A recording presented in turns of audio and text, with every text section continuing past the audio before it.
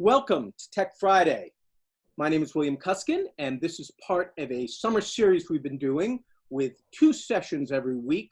Mondays on big ideas and concepts about pedagogy. Fridays, more narrowly focused on tools and affordances for teaching online. We're coming now to the final straight before we get into the semester. And with that, I thought I would change up our Tech Fridays from our more luxurious 90 minutes with Donna Hall, where we really get into a program and explore it and discuss it. Donna, who is here today, has done an incredible job. I thought I'd switch things up to a little bit more rapid fire walk through a number of tools. So I've chosen the tools for today.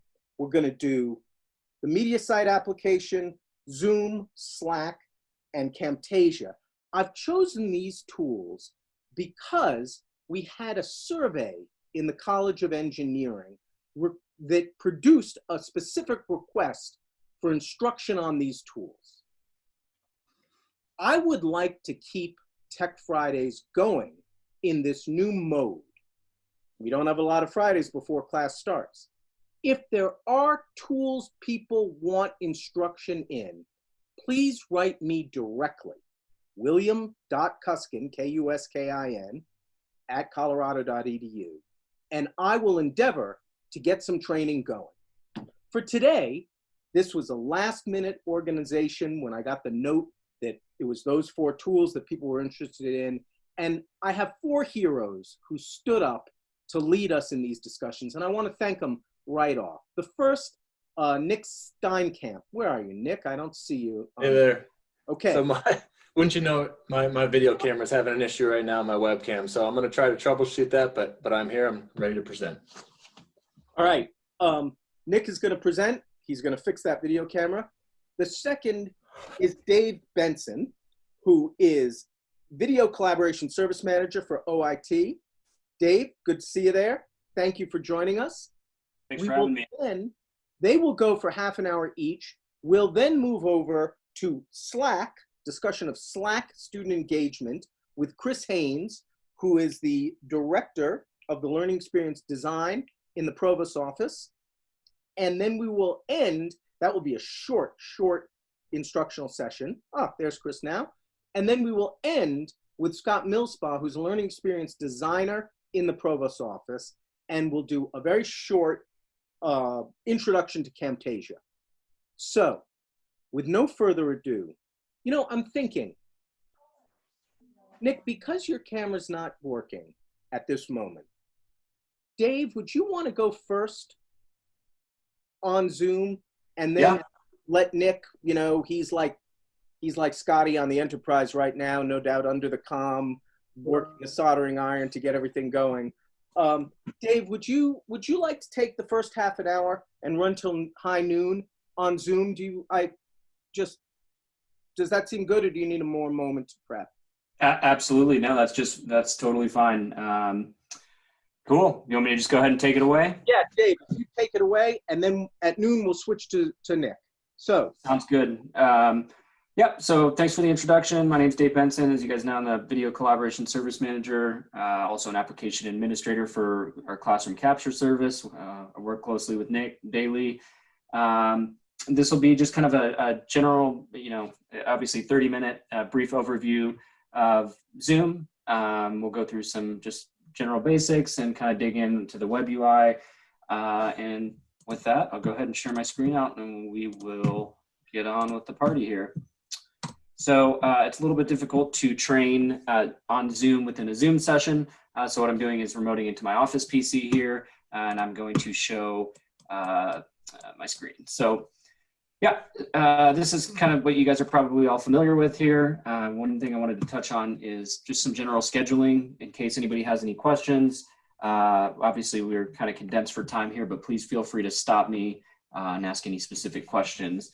But we're going to go ahead and create a test. We'll call this a test course, or a test class, I should say. And, all the basics here, you've got your time. Recurring meeting. This is probably what you're going to going to want to do for class sessions. When you choose the recurring meeting, it'll just allow that, that meeting link to stay static for the duration of the class. So it's all there. Always recommend using a automatically generated meeting ID. The difference between a personal meeting ID and automatically generated one, your personal meeting ID is static. It's like your home cell phone number. So I only recommend giving that out to, you know, close contacts. I definitely don't really recommend giving it out in a public forum. Although if you're comfortable with that, you want people to join, that's fine. Just note that if you're using your personal meeting ID, that space or that meeting will have its own separate settings in the web UI. So, you know, if we're going to go on to some security settings here shortly. So at the scheduling level, you can specify all the things that you want for a meeting to have. So if the video's on, security settings, etc. Personal meeting ID is completely separate. So long story short, use the generate automatically. Password, definitely good practice. You can put it in there. That'll go out to the invite, however you're sending it to your students. So it's all there. Video is pretty straightforward. Audio, I always recommend using the telephone and computer audio. What that'll allow people to do is, you know, if they're having audio issues with their PC or something, it'll generate a telephone number that people can dial into. So if you're not familiar with that, that's there. Calendar invite is pretty self-explanatory. It's just going to be the way that the meeting invitation is going to generate. So if you use Outlook, go ahead and use that to populate the information. Other calendars will just give you a generic text field in which you can copy and paste that information and disseminate that however you'd like. So that's all there. I use Outlook. A waiting room, if you're not familiar, will place students or participants into a waiting room before they join the meeting. You'll have to physically allow them to come in. So that would be good for office hours. You know, you could create an office hours meeting invitation that's recurring, and enable that waiting room, and then you could stagger some schedules. And as people join in, you know, if you're not finished up with a student or someone else, you can say, or you can send them a message and say, I'll be right with you, and I'll let you in shortly. So there's that. Mute participants on entry is pretty straightforward, just depends on how they come in. And authenticated users can join. This is a big one.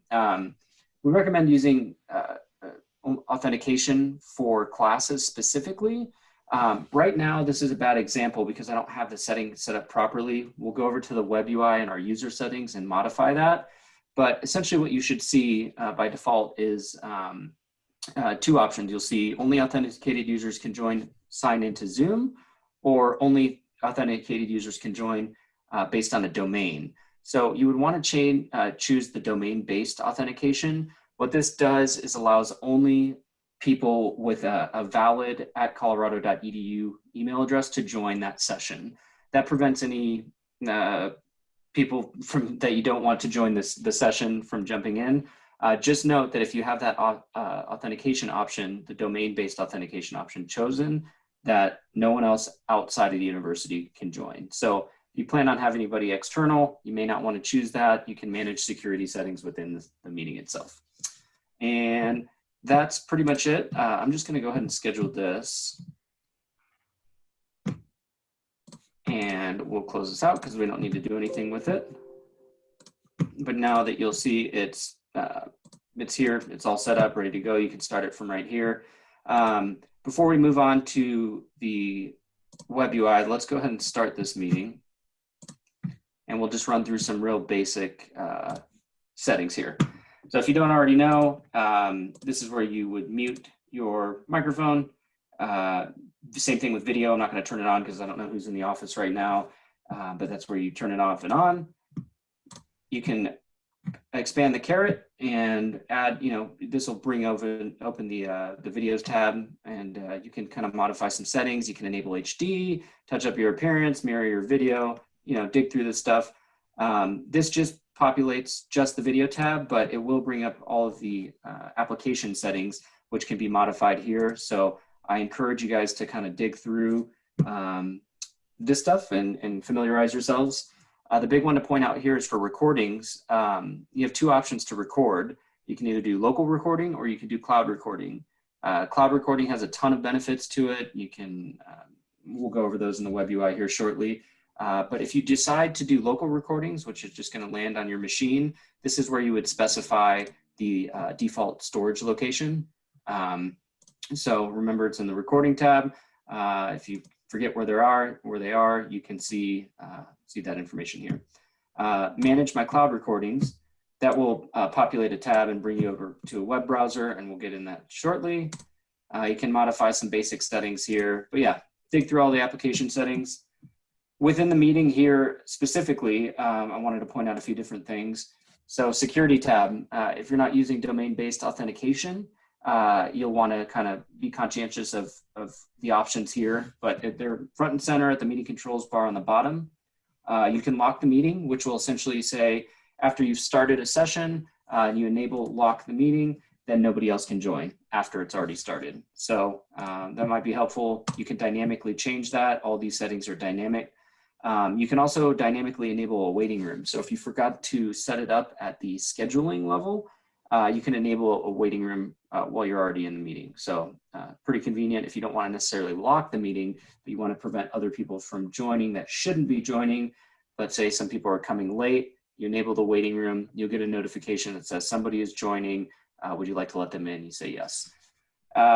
Same thing here. There's a couple different options. You can prevent people from sharing their screen. You can disable the chat dynamically. You can prevent people from renaming themselves, and you can prevent people from unmuting themselves. So that's all there. Let me move my Zoom screen over here. Participants pane is pretty straightforward. I don't have anybody in here, but this is where you'll see a list of all of your participants. And there's different things. When you click their name, you can mute them. You can ask them to share their video. You can do different things, rename them. It's all there. At the bottom, you can mute everybody. So say you have a class or a session with 50 people in it. You can mute everybody in case a couple of different people don't have their microphones muted or they can't hear you and you're asking them to mute. You've got the invite tab, which will populate a link. I don't recommend using the contacts. These are internal contacts. You can send out an email here, or what I typically do is just copy the invite link or copy the invitation and then just shoot it out if I need to do that on the fly. That's there. Additionally, the ellipses here, you can see that there are multiple other settings that kind of are some of the same settings that you've seen in the security tab. So you can mute, you can change some things here. You can lock the meeting, enable the waiting room. That's all good there. Here we have a polls section, and typically polls, I think this is a newer release where you can actually add questions while you're in a meeting. This was never the case before. Before you had to do this all from the web UI ahead of time, but now you can add polls dynamically in a meeting, which is pretty cool. I'm gonna focus on the web UI because we need to move that way anyway, but just note that if you wanna, you forgot to create a poll and you wanna do it while you're in the meeting, you can do that now. Share screen, pretty straightforward. Depending on how many applications you have open, you'll see different things here. If you just choose your screen, it's just gonna mirror everything that's on your desktop. If you wanna only share a specific application, for example, Google Chrome, it's only gonna show that window. So even if I were to move to something else, it's gonna pause the screen share and people aren't going to see what you're doing on the desktop. So stop sharing there. Let me go back to share screen again and show you.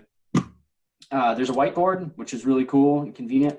It's collaborative in nature, so you can have folks chime in and type things out. You can save the file. It'll tell you where it goes. It typically lands in your recording folder, but just note that that's there. And I'm not going to spend too much time on this, but definitely a really cool feature. A lot of people use it.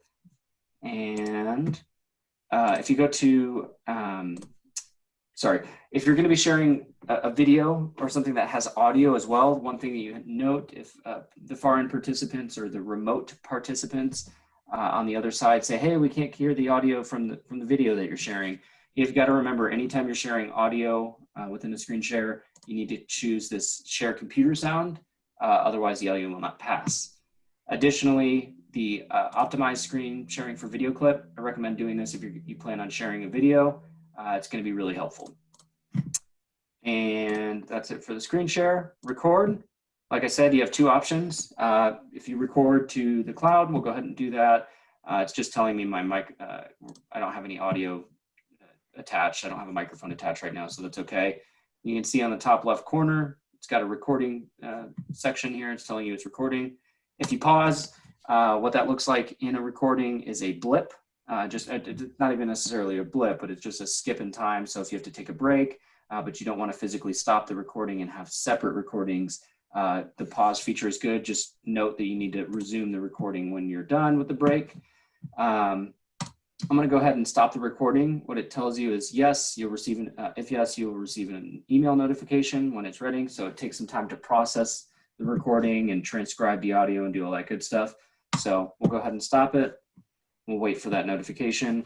And then breakout rooms are really great. I don't have a lot of time to cover all this. I know I'm going very quickly, but breakout rooms are great for group work or group sessions. The best way and the easiest way to do things is automatically. So say you got 10 people and you want to split them up into 5 rooms. You set that to automatically. You create the rooms. It'll create all 5 rooms, and you'll see who's going to be where. In this case, I don't have any participants. Obviously, they're not being assigned. That's why I don't have anybody in here. But that's where you would do it. You can change the options here. So, you get if you close the meeting rooms, the breakout rooms, you can specify how long, they'll get a notification that says in 60 seconds, we'll be bringing you back to the main session. So note all of that. You can choose to move participants in automatically. You can also recreate this. So if you recreate the rooms and you want to dynamically shift everybody around, that's where you would do that. And then again, at the beginning of this, there was an option to manually assign participants. In this case, you would just go to assign, and then you'll have a list of people that are in the meeting, and then you can just place them where you want. And that's how that's done manually. And that covers the general gist of the in-meeting stuff that I wanted to cover. Got a couple of minutes left, so I'd like to move over to the user settings in the web UI. So to get to where you need to be, you always want to log into cboulder.zoom.us, and you're going to go ahead and log in with your identity key. In this case, I'm using a test account, so I'm going to sign in with my identity key, and this brings us to the web portal, and this is where you can manage user settings, recordings, all this good stuff. You guys may not see a webinar tab. You may. In this case, I don't have a webinar license assigned to this account. They're very limited and expensive, so we definitely don't have one right here. But it'll just tell you what it is, how do you get it enabled. We have those available, but again, it's a separate request, and we'll cover that another time. In your profile tab, this is where you can specify and make modifications to some basic things here. You can just see all the information. If you go to the meeting section, at the beginning of this training tutorial here, I discussed that your personal meeting room is has different settings than the scheduling level. So if you take a look here, this is where you would go to edit, and this is where you modify the preferences for your personal meeting room. So if you're going to be, oh yeah, go ahead, Nate. Hey, I want to jump in. We got a couple questions came through on chat. Might be a good way to use the last 7 minutes here. We got. Sounds good. Is it possible to pre-assign participants to specific breakout rooms?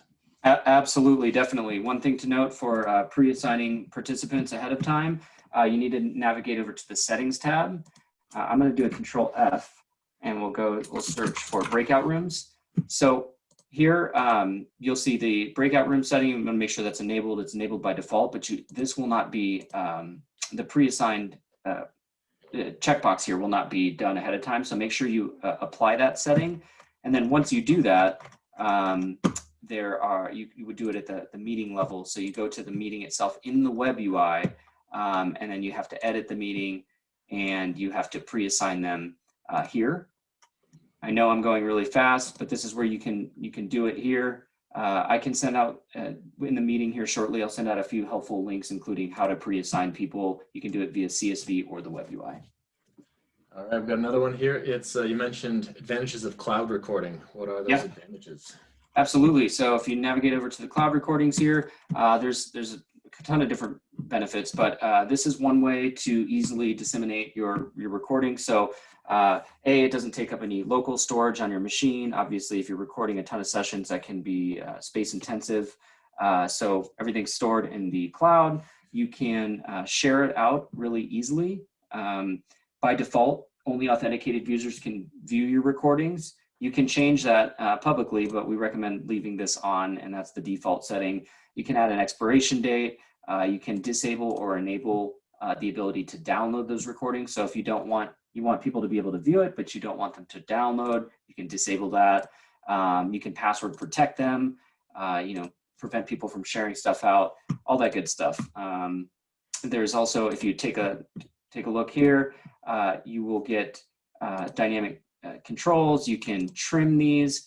So if you change the playback range, you want to trim the ends off, you can do that, and that'll update in real time to the people that that have a link to your recording. So say somebody swears at the beginning of the meeting or something, and you want to take that out, and you don't realize it until after the fact.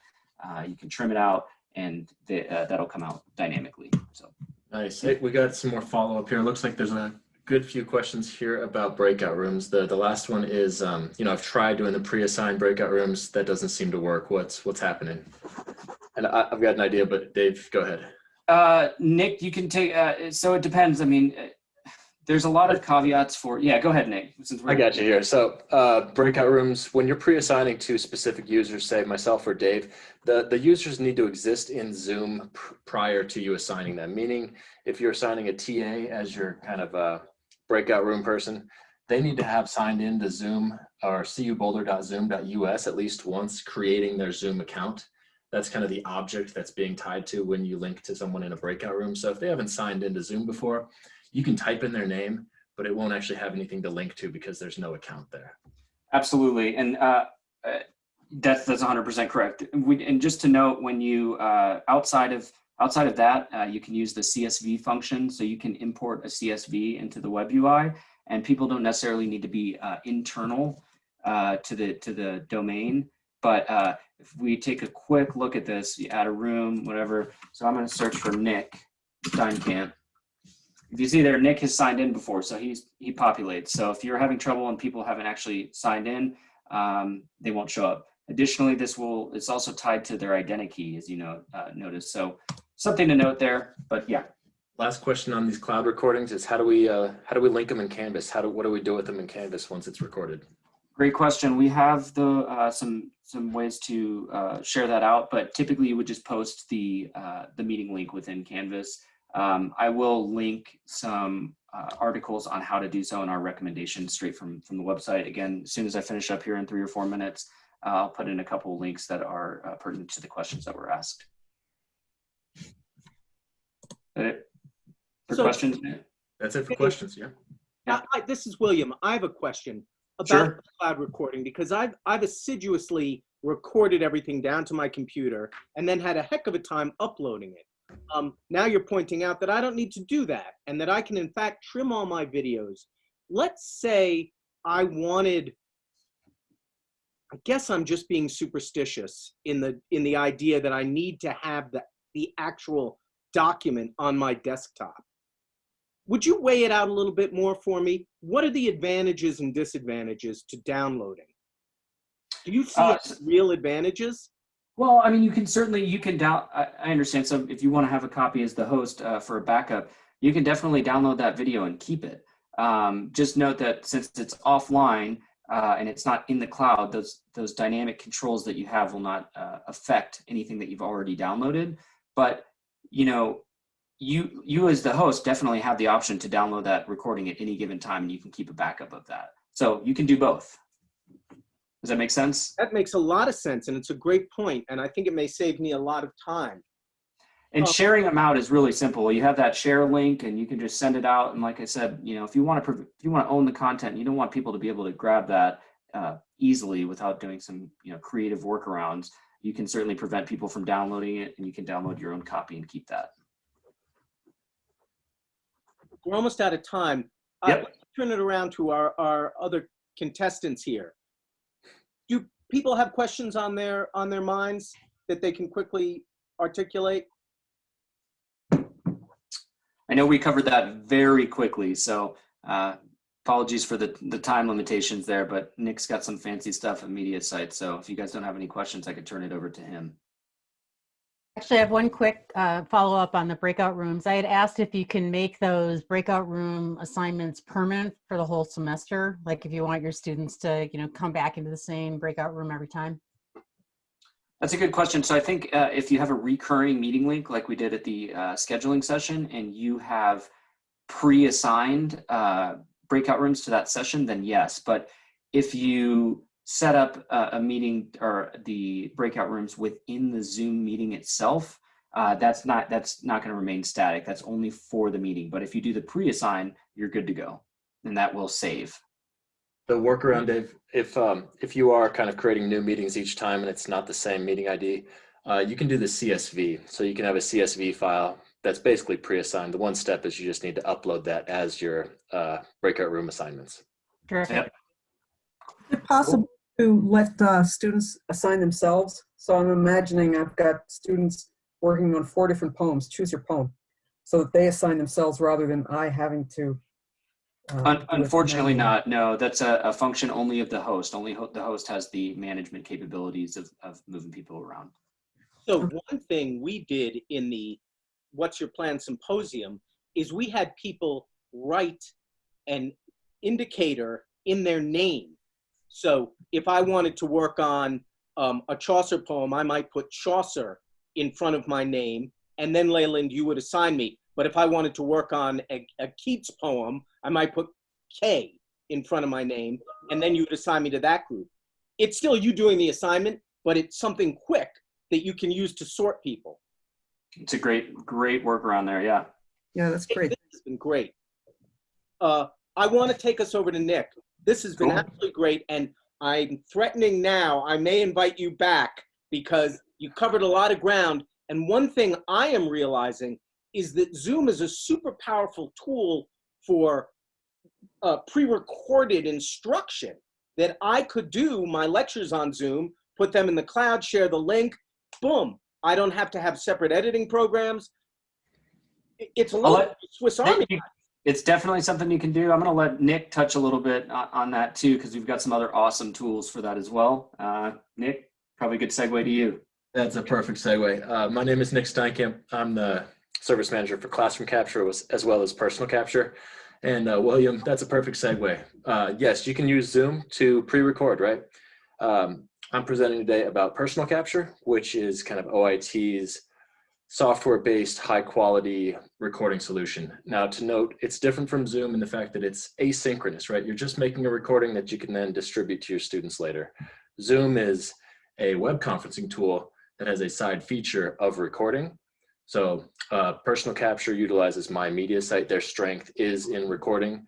Zoom is the synchronous component to that, which has a feature of recording, and it works well. But if you want to be home or in your office and make standalone recordings that are a little more higher quality, feature rich, yada, yada, we're recommending personal capture. But the moral of this is whatever you're most comfortable with, we want you to use and we want you to be successful. So if it's Zoom and you want to do that across the board, please do.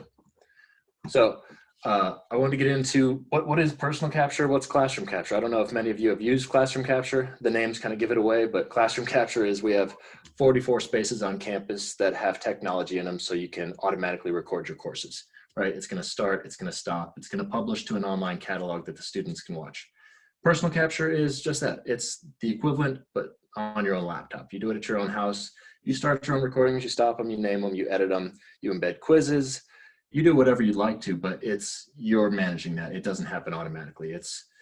You make it as a supplement to your class. At least previously, that's what it was for. Now that we're all at home, it's going to be more kind of preloading a bunch of presentations or lectures that you'll then use during the semester, so that you're not kind of scrambling. We've got a couple of weeks left here in the summer.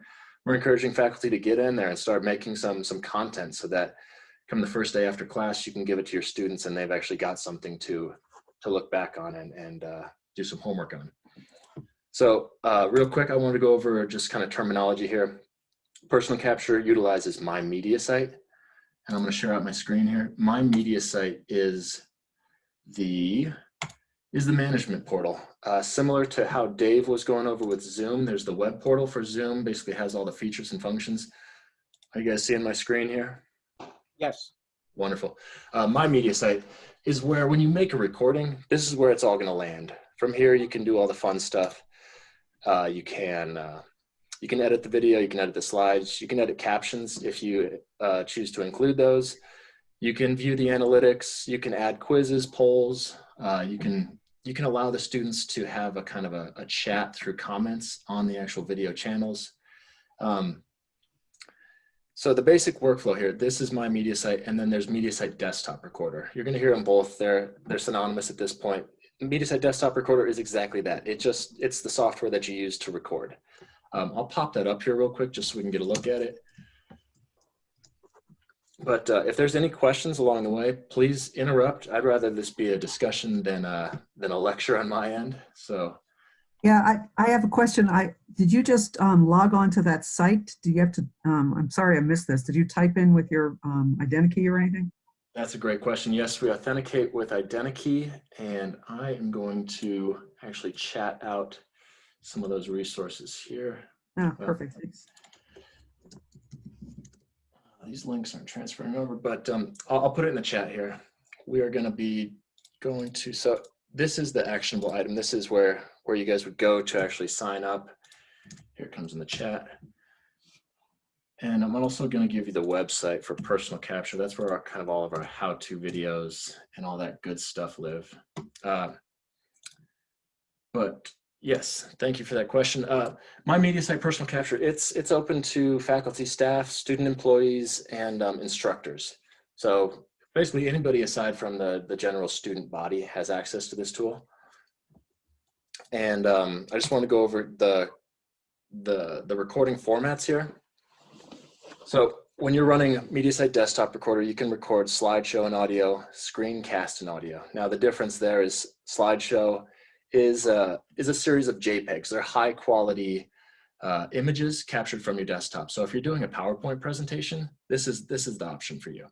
Screencast is if you need smooth motion, if you're doing annotation or if you're showing videos, that'll come through smoother. It'll be a little lower quality, but it's a higher frame rate capture. And then you can just do audio if you want to do kind of a podcast format. And then those same three options are available, but with your video included, right? So you can have the talking head picture-in-picture next to your slideshow. And for those who aren't familiar with even what a Mediasite presentation looks like, I'm just going to open one up here. I've got a course that was recorded this summer. I hope they don't mind, but I'm going to use it as an example for you guys here. So in Mediasite, the big value add here with Mediasite is the features, right? This player offers a ton, let me mute that, a ton of features, right? So we've got the talking head down here, the video camera, and then we've got the slide. You can dynamically change which one's bigger. You can go ahead and change the speed of playback. So, if the student knows they missed something in the lecture, but they just weren't sure, they can kind of speed that up and really scrub forward until they started talking about the endocrine system or whatever the heck it is for that course. You can also kind of hover over the timeline down here and it'll show you the slides that are there so that that's the point of the lecture I need to jump forward to. Also, a little hidden feature that I wish they would make this bigger on the player, but it's this little magnifying glass down here. From here, you can actually search the presentation for keywords. So any slide that's posted, whatever words are on there, you can go ahead and search for it. Let's see, I don't know what this class is. Looks like cell might show up. So I just searched for the word cell. We can see that it pops up in this lecture 6 times. We can go ahead and jump to one of those if we want to. That'll bring us to that section of the presentation so we know that was the topic or the term that I needed help on. That's the quick run through of the player. There's more, but the biggest things to note are kind of the playback here. You can do a preview of what you're looking at, change the speed, dynamic picture-in-picture, you choose which one's bigger, and then search. So Nick, this is blowing my mind and solving my problems for my own lecture. I see at the top there, it says classroom capture. So Yes. I'm assuming this was done in a classroom capture room. Yes. Could I simply use my laptop with its built-in camera, position it so that I'm visible in that, you know, the way that instructor is, and You then nailed it. Yep, you nailed it. That is absolutely why we brought up personal capture. It utilizes the exact same technology of Mediasite. So the benefit is the presentations are going to look and feel the exact same for the students, whether you created them in the classroom or on your laptop. So this player is the same for both classroom and personal capture. You will see this classroom capture URL up here for both, because both services are hosted on the same servers.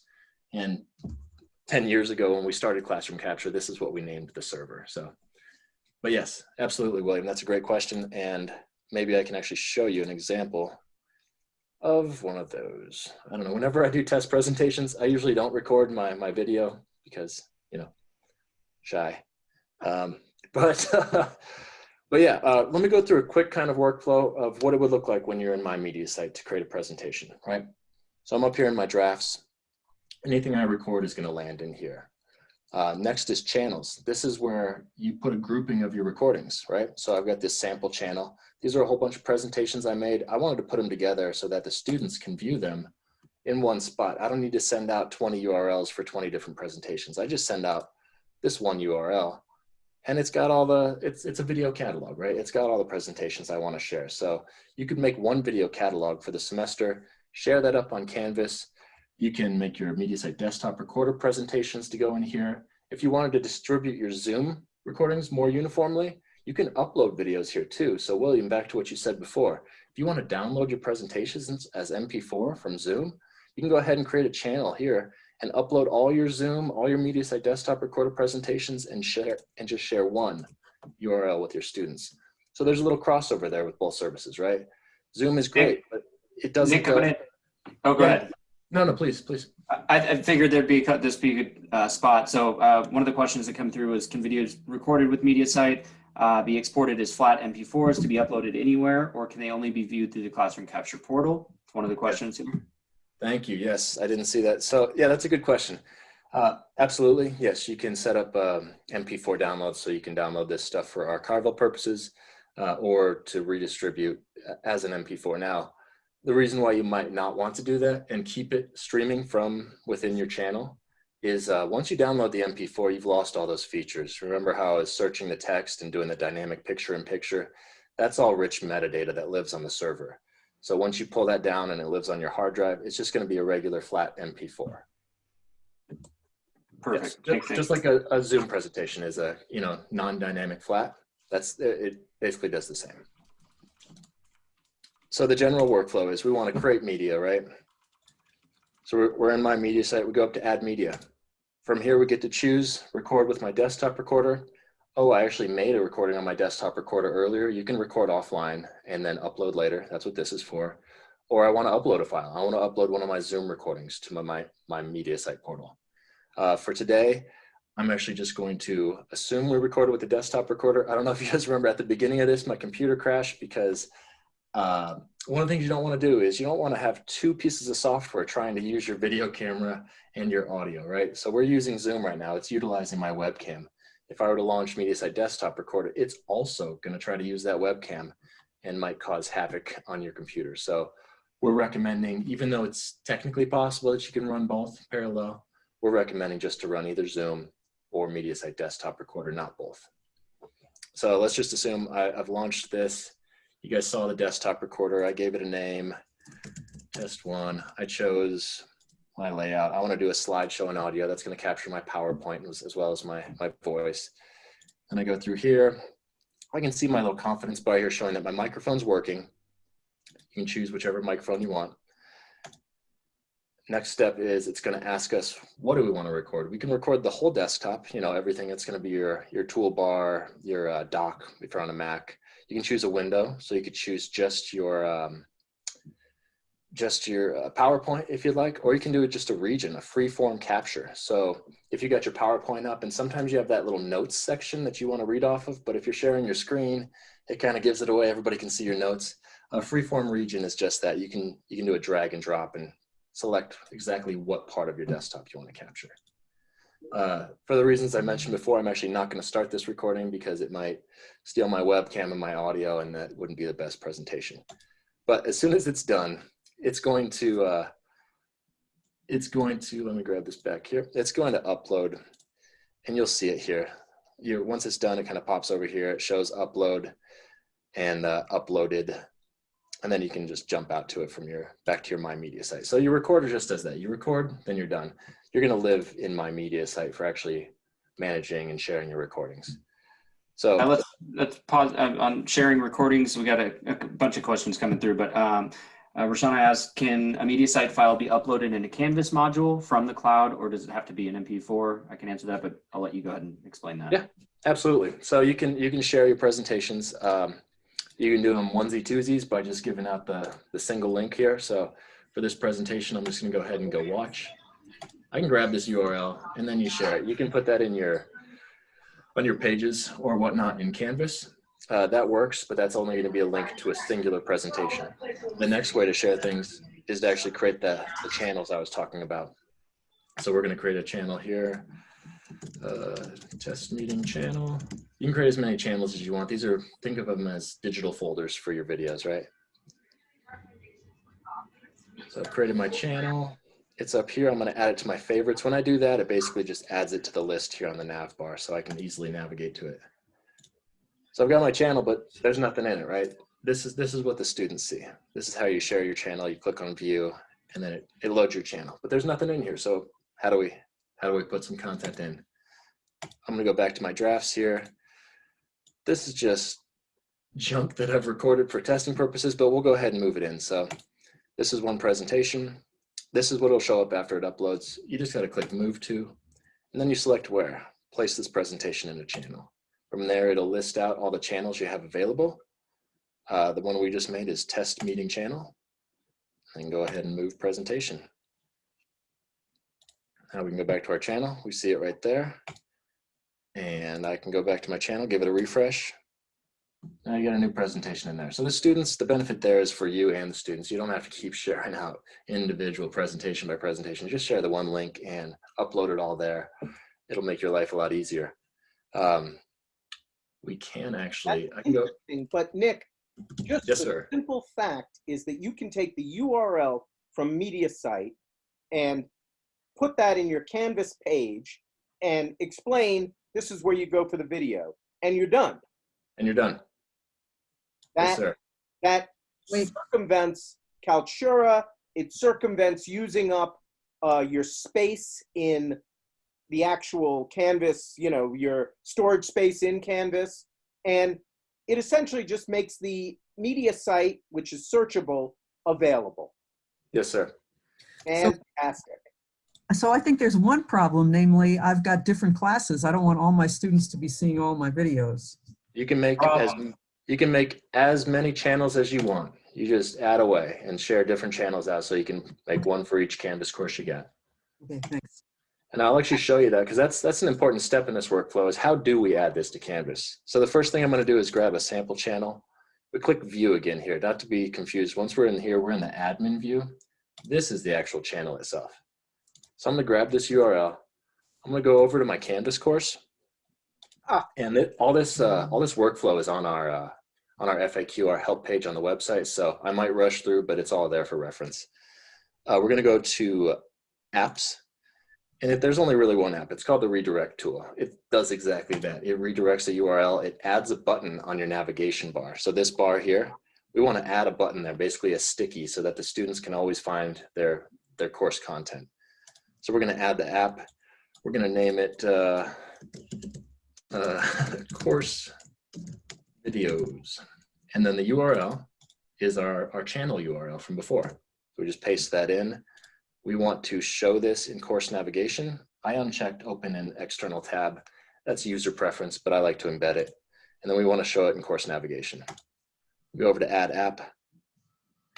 Now we can see here in navigation, after we give the page a refresh, that we have our course videos that we just made. I'm going to drag this up in order so it shows up higher on the list here on the nav bar. We're going to put it at the top, and then we're just going to save. Now we can go back to our course videos, which is our channel, right? This is the same channel that we saw back here, but it's now in our Canvas course. Upload to that. You got one button you can tell the students to go to for the rest of the semester, and it's really going to make life a lot easier. I can continue. There's a ton of features. I mean, in-video quizzing is one heck of a thing they just came out with in the last year. It's pretty great, but I want to answer the questions or specifics you guys need to know about instead of just ramble. Nick, let me rattle off a couple here. We had 2 questions come in that are related to like mobile devices. So does it work with iOS devices? From mobile, you can. So upload? I think there was another, yeah. So I mean, we think we need clarification from that, because earlier somebody asked, I'm assuming this is optimized for phone and tablets as well. So Donna, do you maybe want to explain whether or not, or can you elaborate a little bit on that question?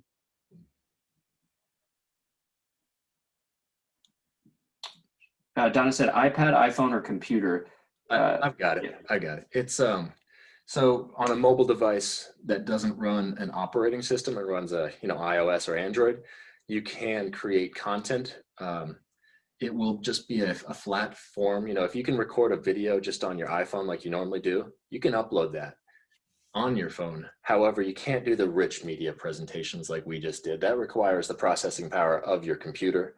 So if you're just on a mobile device, you can make regular MP4 recordings and upload it. There is a mobile app, but no, it won't do the feature-rich, full-scale stuff.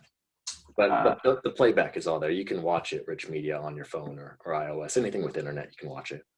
On the same kind of note there, Kelvin wants to know if there's any prognosis for Linux support for personal capture Mediasite. I wish I could speak to that more. I believe so. I don't have a Linux machine to test this on, and honestly, the vendor doesn't even list it as a supported operating system. But the problem would be the recording software. Obviously, this web page, the My Mediasite, would work just fine on anything. It's the software. So I'm sorry, I can't answer that question. I can look into it and follow up if you want to leave your email address. Digging through here. We had a question about Mediasite and captions. Does Mediasite create captions of the video like Zoom does? I think that's a little bit, Zoom does transcriptions, but I'll let Nick talk about Mediasite and captions. Right, so no, Mediasite is not going to create a caption file. And like Dave was saying, this is kind of an important clarification and more of a syntax, a terminology thing. Transcript is, it's a machine AI. It's trying its best to get the spoken word into text. Now, for actual ADA compliance, you need a higher percentage of accuracy to actually be ADA. So when we're talking about closed captions, that's what I think of as ADA compliance. And you can include those in a Mediasite presentation. However, it's super expensive, and it needs to go through the office of OIT's office of captioning. And they pay for it, but it's based on if there's actual ADA need from a student or faculty member, right? So if there's a hearing impaired student in your course, you can contact that office, and then yes, Mediasite will automate that process, and it can be included in your presentation. But short answer is no, it's not included by default. Nick, will Mediasite pick up the audio of Zoom participants video captured if you're running a Zoom meeting at the same time for remote participants? That's a very, very, very good question. And the sad answer here is no. Currently, the software Mediasite Desktop Recorder does not actually capture the audio on your computer. So it'll capture the audio from your microphone, from your local sources, but the audio on your computer, say if you played back a YouTube video, it would be silent in the recording. Now, having said that, this is a huge problem. The vendor knows this, and they're releasing a new piece of software. They say in the next couple weeks that should resolve this issue. Right now, we're talking about Mediasite Desktop Recorder. This new piece of software is retitled, it's rebranded Mediasite Mosaic. It's going to have the same functionality with some of those bug fixes, namely the audio being captured. But for now, if you're planning and designing your course, I would not count on the desktop recorder recording your computer audio. A couple more questions just came through. So Mediasite is better than Zoom, right? And can we do Mediasite live and record? Yes and no. Neither of them are better. These are different tools, right? Mediasite's a screencast, a capturing tool. It's asynchronous. It's on demand, right? Because it's on demand and asynchronous, it can be a little more feature rich in its playback and its recording capabilities. Zoom is a web conferencing tool. It can do that live. It can connect and bring everybody in to interact in one live meeting. Mediasite does not have any synchronous component. There's no live interaction. It's just on demand kind of consumption of the videos. So this is actually a really important point. If you were running a live residential lecture, but you wanted to allow it to be remote as well for students who were either ill or didn't want to expose themselves, you would essentially need to run two computers. One computer doing the Mediasite, recording your PowerPoint and your simultaneous face, and then another computer with the distance students loaded up so they could interact with you. Yes and no. Well, what you said is technically possible. It's not recommended. Since Zoom does give you the ability to record, we're recommending that if you're using Zoom for a synchronous component, go ahead and use Zoom to record as well. It's only if you're out of the classroom or I don't know if you can even teach in the classroom without having a synchronous component anymore, but if you can and you wanted to record, you can use Personal Capture Mediasite for that. But we wouldn't recommend trying to use them both, even if they're on separate computers. That's a lot to deal with at the start of a class, and it might just kind of muddy the water. But the beauty of the Mediasite mode is that it records your PowerPoint crystal clear, and it has you there as well. That's wonderful. Zoom can't do that. Let me chime in on that point. Zoom cloud recording actually can do that. And I didn't get a chance to, we're so limited for time, I didn't get a chance to do that, but you can specify for your cloud recording settings, there's an option to do both. And there's also different ways that you can do it with the way you can use side-by-side mode. So there are workaround ways, and maybe I'll send you a list of instructions on potentially how to do that, so you can get that in the event that, since we're recommending using Zoom for synchronous, I'll get you over a link. Nick, we got a couple of minutes left, and we had 2 more questions just come through. 3 more questions here. So I've used something called Screencast-O-Matic, which allows for scripted audio captioning. Is there a similar feature with Mediasite? No, as I was saying before, anything regarding captioning or transcription is that's integrated with a third party. You can upload your own caption files or transcripts to a presentation in Mediasite. So if let's do a workflow here. If you had a YouTube video that has a transcription file with it, you could download that, upload it into my Mediasite, and then also upload the caption, the transcription file, and it'll sync up. But the product itself will not create that caption file for you, unless, of course, that ADA accommodation through caption request. Chris said, as I understand it, Mediasite Personal Capture would be for producing content in advance for subsequent distribution. Zoom would be for running synchronous sessions. And the answer to that, yes, Chris, is yes. It's definitely what we're recommending, Zoom for synchronous. And like Nick said, Personal Capture for asynchronous. Richard said, for others, what I've done with Zoom, that's a recommendation. I think we're all caught up. Yeah, so really the crossover here is just that the Mediasite makes a presentation asynchronously. Zoom is a synchronous tool that has recording capability. The crossover is really cool, and that's if you want to download your Zooms, upload them into your My Mediasite channel that's already been shared. You give everything to the students in one spot, and that I know I keep hammering that, but I think that's really going to be the value add, because last semester we saw that a lot with 1,000 links for every Monday, Wednesday, Friday course. The naming convention gets screwy. You don't know which one is which. You got to order it gets messy. So you can kind of use both products in tandem. Mediasite allows you to upload files, and feel free to do so. And before William, I'll let you chime in here, because I know we're almost at the end of time. I'll have to cut out at 12:30, and I'm sure Nick probably will as well. But On the bottom right corner of your screen in the chat window, there's the 3 little dots. Click that and you can press Save Chat, and that'll save all the links that Nick and I have sent out and some of the questions that have been answered. So I just want to point that out before Nick and I head out. Gentlemen, thank you so much for your help here. This has been really eye-opening. Thank you. And I may come back to you and ask you both to come back and maybe do a little bit deeper investigation into both of these things, because the conversation between synchronous and asynchronous has already opened it up. I want to thank you, and I want to introduce our next speaker, because we're going at a bit of a pace here, is Christopher Haynes, who is going to talk a bit about using Slack to foster student engagement. Thank you again, Nick and Dave. We will see you again. Thanks, everyone. Take care. So thanks, William. This was really self-serving for me because I just learned about personal capture yesterday and was like, I need to look into that. And then it happens to be that I got a pre-made presentation for it right here. So that was really helpful. So I have been invited to talk about Slack as a student engagement tool for a few minutes. I think I only have 15, so I'm going to move fast. I want to start by just saying that the context for this discussion is that I don't think any of us should use tools arbitrarily or uncritically. I think a tool that you use in your class should meet a very clear and present need that your class has. And so my recommendation for all faculty that I work with is lots of tools flying around right now. Lots of them are really cool.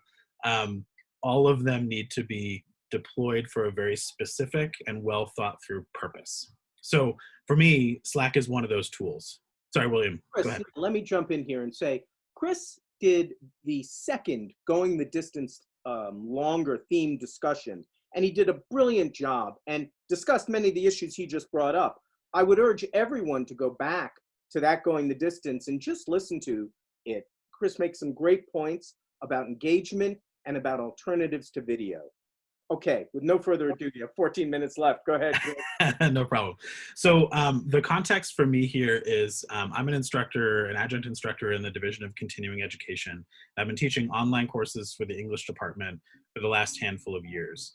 So these are fully online courses with a cap of about 35 students. So I put that context out there because I think we all know that not all classes are the same, and not all classes, depending on size and configuration and content, require the same tools. So that's the context for how I've deployed Slack, and then I'm happy to talk about any other individual contexts you guys might be facing and some challenges or affordances that might be there. So for me, the need that I was trying to meet when I was looking for a platform for student engagement was getting beyond the kind of hierarchical structure of a threaded discussion forum of the type that you might see in your Canvas discussions area. Those kinds of discussions always felt to me, both as a student in classes and as a teacher using those tools, as too linear and too rigid to actually capture what we might call a discussion that we might have in a seminar class or, you know, a lab recitation or anything like that. They were too linear, even displayed on the page. So I was exploring some different opportunities to try to get away from that. The first tool I tried was Twitter, which I used for a little while and then abandoned because Twitter is a dangerous place for people to be right now when you're talking about things that I talk about in my classes, which is a class about fandom and popular culture and digital media. And we talk about feminism, we talk about social movements like Black Lives Matter. Those are dangerous hashtags to use on Twitter if you want to protect yourself against trolls. So Twitter was too open for me, even though it gave me the kind of, and gave my students the kind of more networked, interconnected kind of discussion space that a threaded discussion forum didn't have. So the reason why I landed on Slack was I think Slack gives me some of those flexible tools for one-to-one engagement, one-to-many engagement, student-to-student engagement, independent of me, gave me some of those tools without being public. It's a closed space that our class, my classes, could have control over who got into and out of. So I think there's a few affordances I want to talk about really quickly, and then I'll share my screen so you can see what Slack looks like. I think Slack provides the opportunity for engagement, asynchronous or synchronous engagement through both text, video, and multimedia. you can use any combination of those tools in either asynchronous or synchronous fashion pretty fluidly. So it's very flexible in that way. Like I said, it affords one-to-one interaction, one-to-many interaction, small group to small group interaction in a lot of different configurations.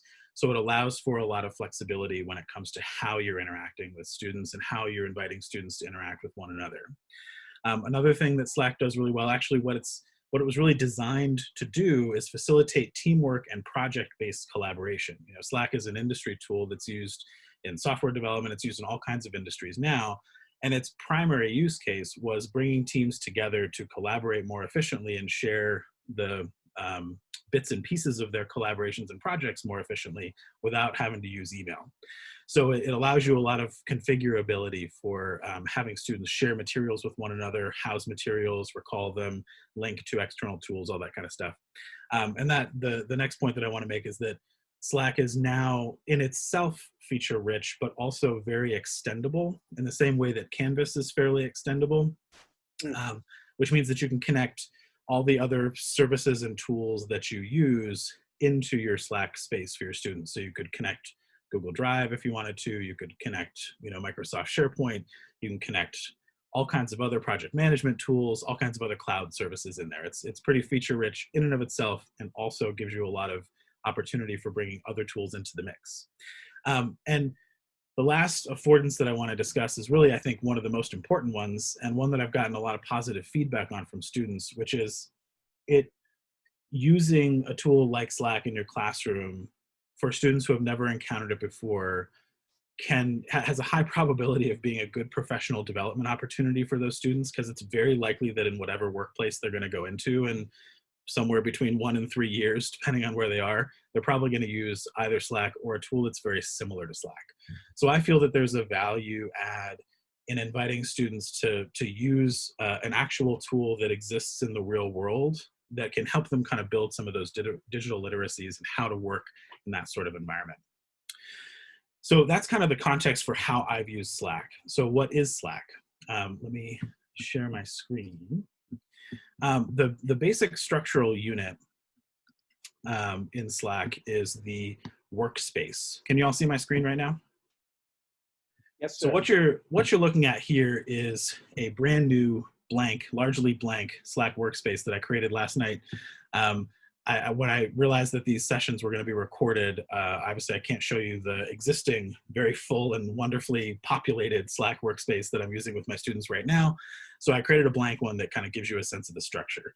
So this is essentially a workspace, a single environment that contains, you know, all the students that are going to be in a particular course and all the content we're going to be engaging with.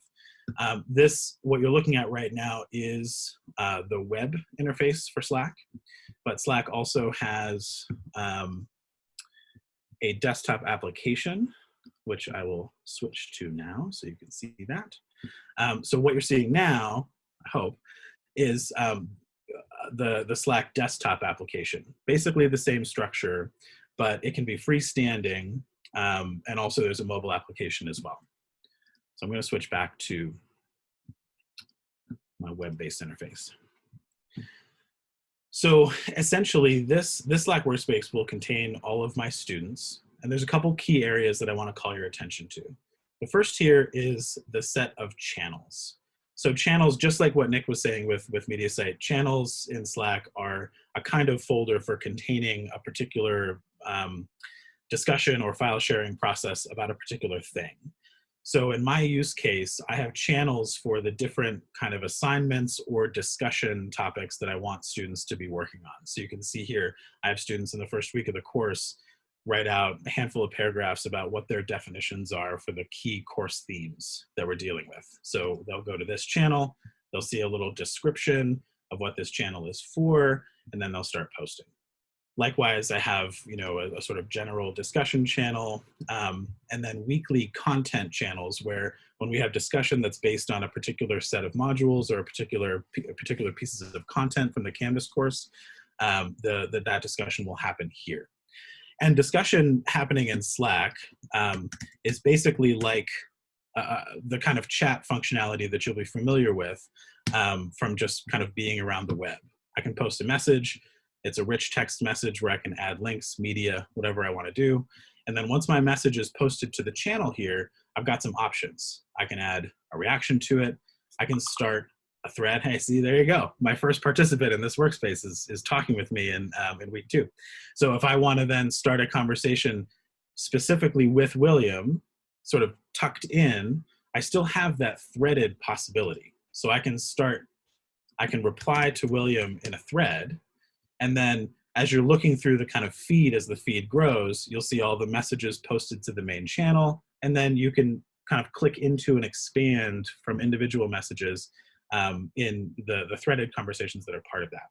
So this is part of how what I was describing earlier, Slack can facilitate those different kind of means of engagement across a particular space. So channels are by default public. It is possible in Slack to make a private channel. So you could make a channel that only a certain subset of users in your workspace are able to access, that you control as a host. Or in my case, I keep all my channels public, and then I use another one of Slack's functions to have kind of individual, more private conversations with students. And the function for that is down here, direct messages.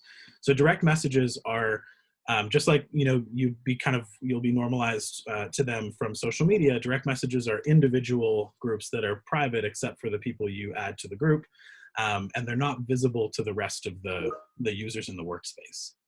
So the sort of general class engagement and discussion will be happening in the channels, and then the way I utilize direct messages, like the one I could start here with William, is to actually have more individual communication with students on, say, feedback on projects or assignment work, ongoing self-assessment exercises, answering questions that students have, that sort of thing. So this kind of gives me 2 different spaces to work. I can have a public space where the class is totally engaged, and then with each individual student, I can have a private space. Like I said, having a private space with each individual student is not a scalable use of a platform like this, right? It works really well when you have a maximum of 35 students. It would work less well, right, if you had many, many more students than that. But the tools here are configurable depending on the use case and the need. Slack will also give you a space for browsing files that have been uploaded to the workspace in an easy way so you can find things. There's also a robust search functionality in Slack. So if I want to search everything that I saw in week 2 content, and I want to see only the messages that William sent in week 2 content, I can use the filtering tools in search. I can add any channels I need to here, and I can add a date range for this. So for instance, in my use case, when I'm looking at how frequently or regularly a particular student is posting in our Slack workspace as part of their ongoing engagement, I can use these filtering tools to very quickly and easily isolate whatever particular kind of cut of the class I need to isolate. So yes, I'm jumping in here. There's a couple questions in the chat regarding FERPA concerns. Sure. How private is this? The Slack setup, how public?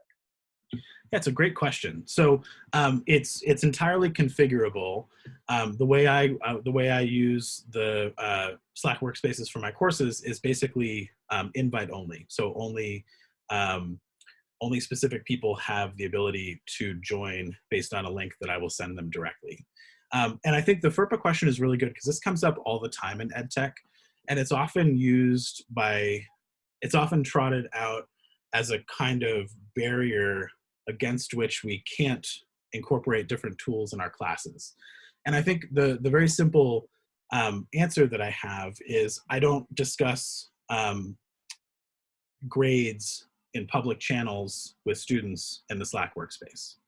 So there's no violation of private information being transacted in the Slack workspace. It's basically like another way to another space to give students to have discussions about the course content. And Slack for me is a layer of my course that kind of sits on top of the Canvas layer.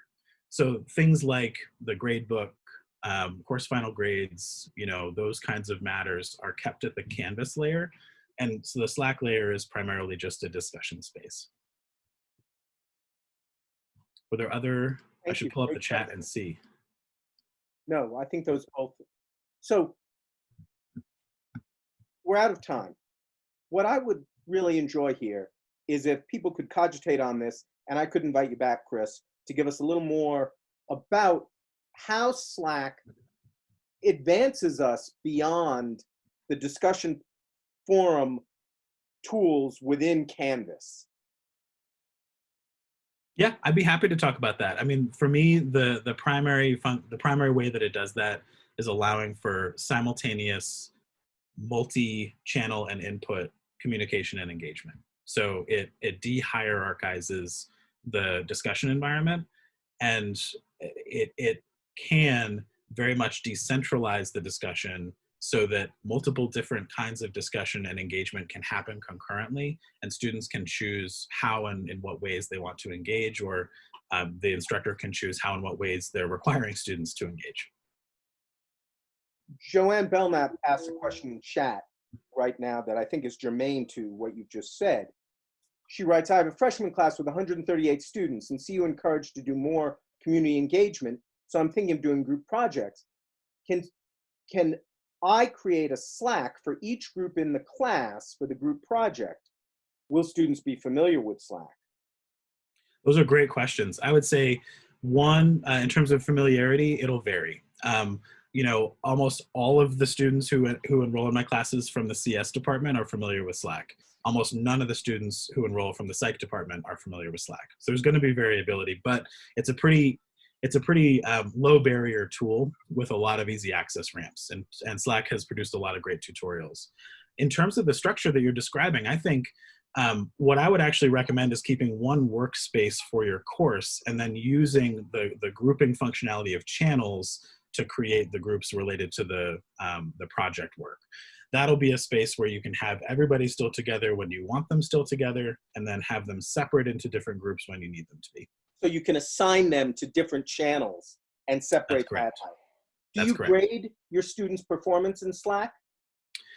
In my particular use case, I do, but it's maybe a non-traditional way. So I essentially am expecting students to be engaging with material and discussion with one another throughout the course. And then each week we'll have kind of a touch point where students will self-assess how they performed in Slack, what they were posting, what worked well, what didn't. And then ultimately that converts into a project-based grade for their kind of Slack engagement. But I don't grade on individual posts, because the reason why I don't do that is because I think that drives you toward discussion posts being mini essays and not discussions. And also maybe not so good mini essays as well, because people just figure they're gaming the, yeah. Right. All right, Chris, we're gonna have you back. We need more of this. It's excellent. Look for an invitation. Thank you so much. Let's turn now to Scott on Camtasia. All right, thank you, William. So I am going to go ahead and share my screen to start off with.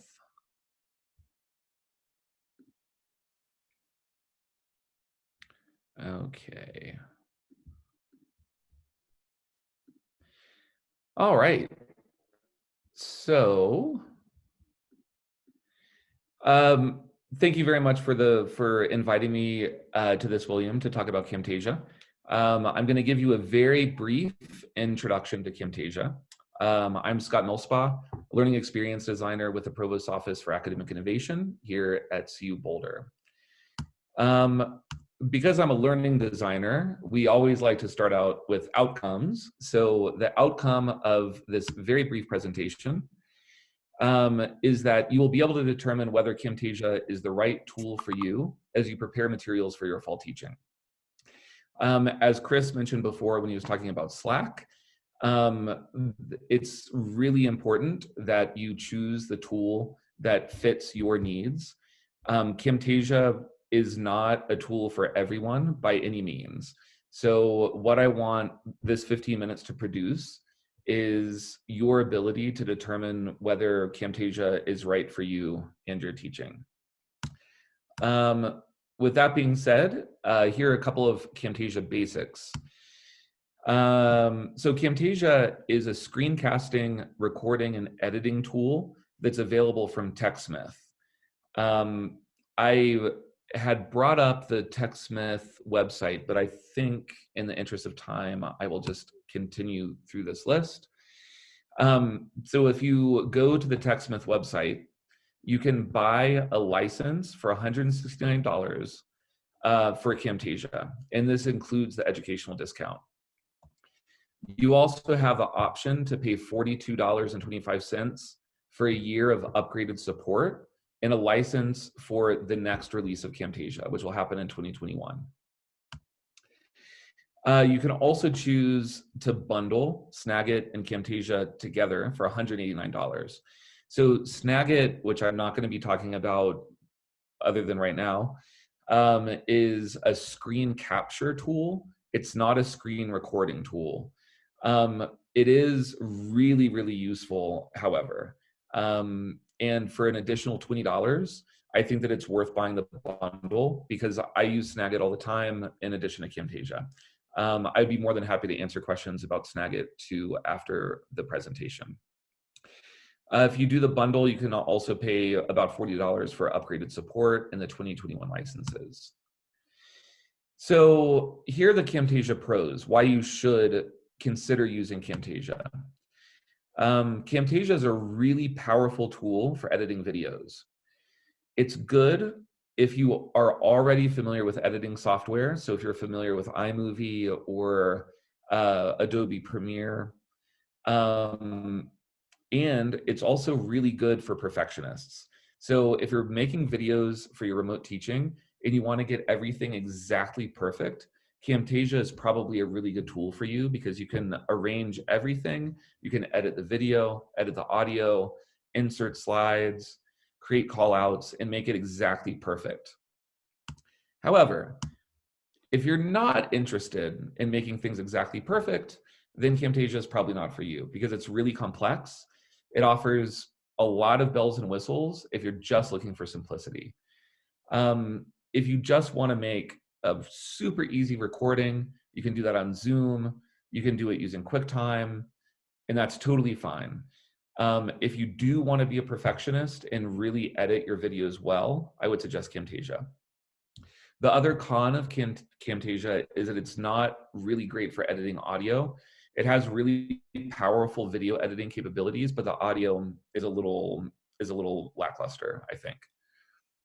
All right, so what we're gonna be looking at right now in Camtasia is using the Camtasia recorder.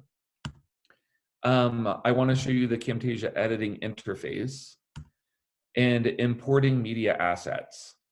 From this point forward, depending on the time, I would like to show you these things. I'm not sure if I'll have the time to do it, but I'm going to try to make time for showing you how to separate your audio and video.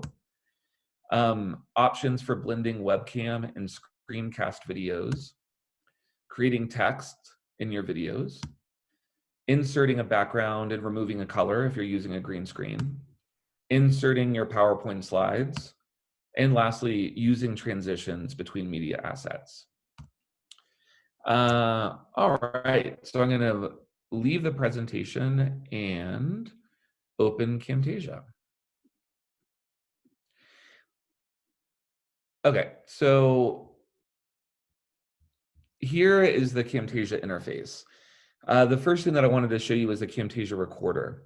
So once you open Camtasia and I go to File, I can click New Recording. This will open up the Camtasia recorder window here, and you can see that there are 4 things that are being recorded. There is the color LCD, which means my screen, and there's also the webcam right here. Actually, yeah, there we go. And then we have 2 audio inputs. There's the MacBook Air microphone, so that means the microphone that's recording what I'm speaking right now. And there's also internal audio. So if I'm playing audio actually on my computer, then this is going to be picked up. I have this turned off right now, so the internal audio is not being recorded. I am recording my screen, my webcam, and my microphone. All right, so I'm gonna just make a really quick recording. I click record and wait for just a second, hopefully not too long.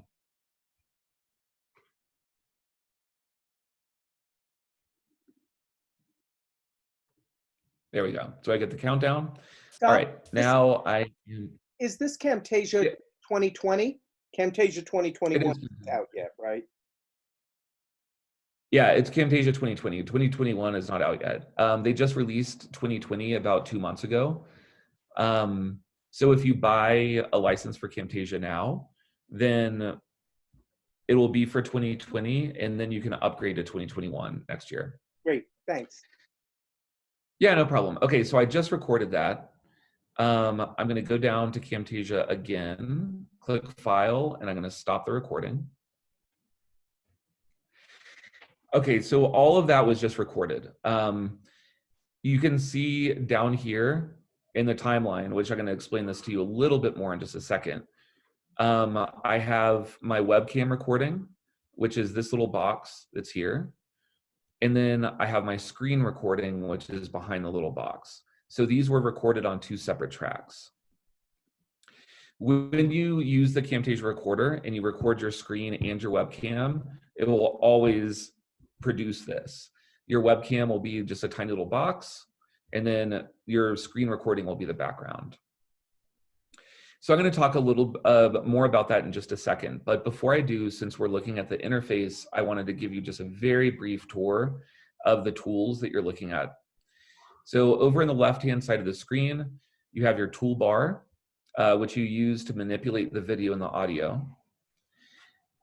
Down below, here's the timeline, where you put your media assets into different tracks. So you can see here, there's track 1 and track 2, and I manipulate whatever media assets I put down here, using these tools in the toolbar. Also on the timeline, we have a zoom in and zoom out function, which is really helpful. So I can zoom way in, and we can only see here about 2 seconds of the recording and a really detailed look at the audio. Likewise, I can zoom way out and see the entirety of the 35-second-ish recording that I made. When I click on a media asset in the timeline, I can look at its properties over on the right-hand side of the screen. So I just clicked on the screencast, and now I'm looking at its properties over here. So I can see the scale, opacity, and its position, rotation, size, etc. I can manipulate its properties by adjusting the sliders here in the properties menu. So each different type of media asset will have different types of properties. So when I click on the webcam recording, I can change the video properties, but I can also change the audio properties. Lastly, in the middle of the screen, you have your preview window, which actually shows you the recording, and you can play, pause, fast forward, etc. Above the preview window, there are a couple of icons. You can move assets with the arrow, and you can also crop assets with the cropping tool, like that. So that is a sort of basic introduction to the Camtasia interface. So I see that we only have 2 minutes left, and there's a lot more that I wanted to talk to you about. But I think it's probably better to stop and see if anybody has questions after this very brief look at Camtasia.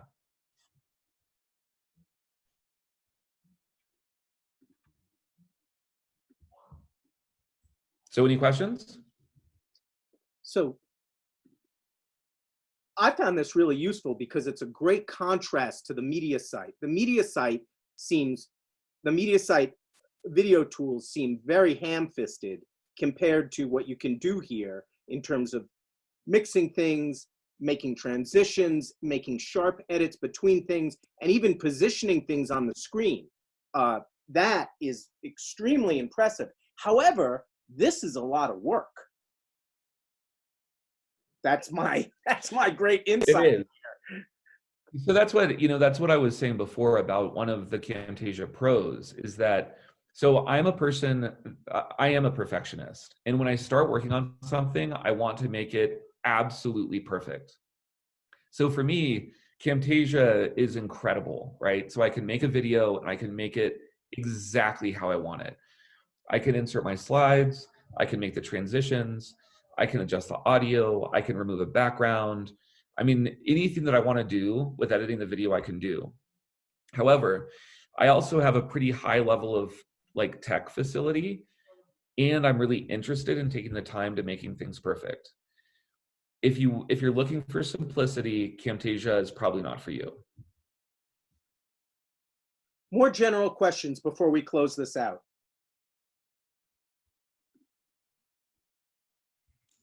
Graphics. Do you use any graphics inside of your Camtasia workflow? Yes. So you can import any type of media asset that you want. So if you have a JPEG or a PNG or any kind of image file, you can put it into your media library, or import it into your media and then put it on the timeline. And then you can arrange it in any way that you want with regard to the other media assets.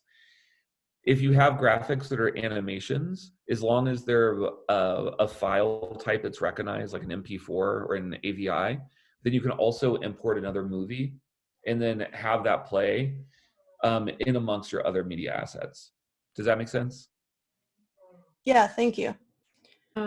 May I ask a question? And William, perhaps you can answer, because I'm thinking of your video, you adding things at the end of your video, like a URL and stuff like that. Do you do that, say, in PowerPoint, and then you bring it in, or do you do it directly in Camtasia? If you just want to put a simple title at the beginning and something at the end. So Scott, you can correct me, but what I've done is I shoot the video on my phone. I then simply drag and drop it into Camtasia. It's really easy. Camtasia just imports everything by dragging and drop. Then I make up some PowerPoints separately. They're just black slides with white words on them, and I drag them over. And then I make each a separate track. You saw how those tracks lined up and you just move them around. It's incredibly intuitive. You can then build transitions in. I believe you can make hot links fairly easily, and that's what I've done. It's intuitive. Where it becomes difficult is, Scott is exactly right. It caters to a kind of perfectionism where you're literally inching along, making tiny little edits after tiny little edits so that everything is beautifully lined up. And I too am drawn to that kind of perfectionist spirit. However, there is definitely a sense of diminishing returns. When we're trying to get material out here in these COVID times, Absolutely. I think we're trying to push material out.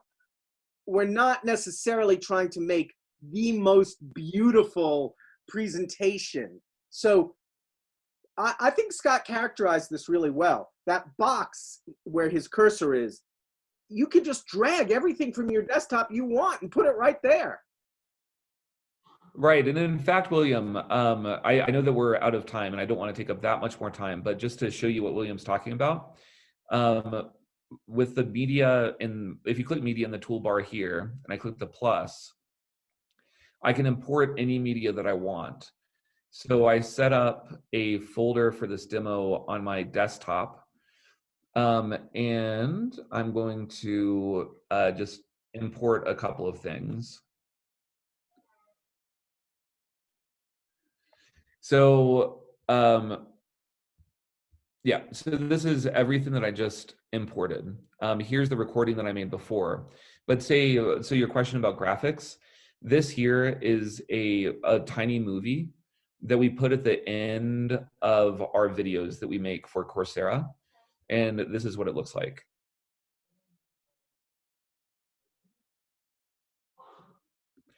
So I can put that wherever I want it, and I can drag anything else down here onto the timeline and arrange it, right? So here is our our CU Boulder branding. I could put this down here in the lower left corner of the screen, and then create the Be Boulder animation with the logo. But because they're So overlapping in time, it is literally overlapping visually. yeah, absolutely. Absolutely. And then another thing, I'm going to get rid of this. Another thing that you can do is create text that someone had mentioned before. So I can drag this text without a background onto the timeline, and then drag it down here. And what I'm going to do is create a quick copyright notice.